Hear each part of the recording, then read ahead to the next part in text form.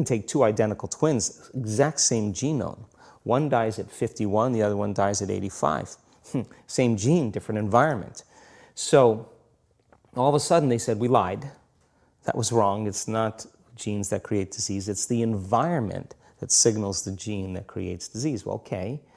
But that's not the whole truth too, because you could have two people working side by side in the same factory. One gets cancer after being exposed to a carcinogenic for 25 years. Both working for 25 years, the other one has no cancer at all. So there must be some internal order that would cause one person to not get it while another one does.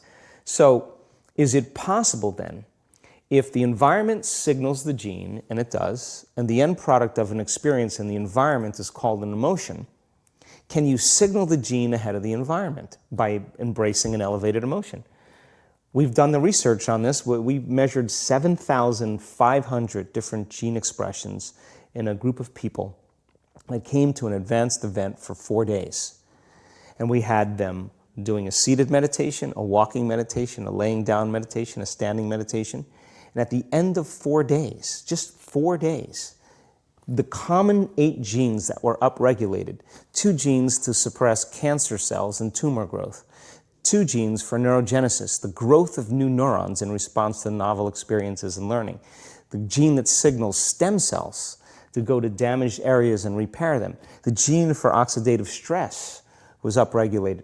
We started seeing all these genes that are very, very healthy to cause the body to flourish. Imagine if people were doing that for 3 months. We also measured telomeres, the little shoestrings on the end of DNA that tell us our biological age. We asked people to do the work, meditation, 5 out of 7 days for 60 days.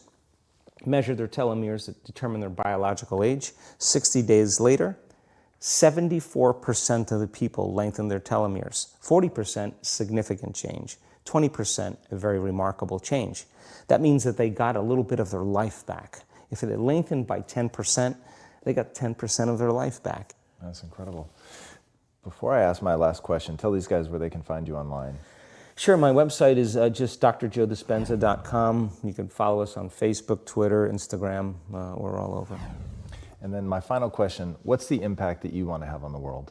I think that the end game for me is to empower people to such a degree that they realize that they need less things outside of them to make them happy, less things outside of them to regulate their moods and their behaviors, and that they begin to use that kind of the power that we all have access to, and to really and to change the world, to make a difference so that there's more peace, there's more wholeness, there's more connection, that we support and love each other, we serve better, and I think that we have to start, for the most part, if everybody's working on themselves and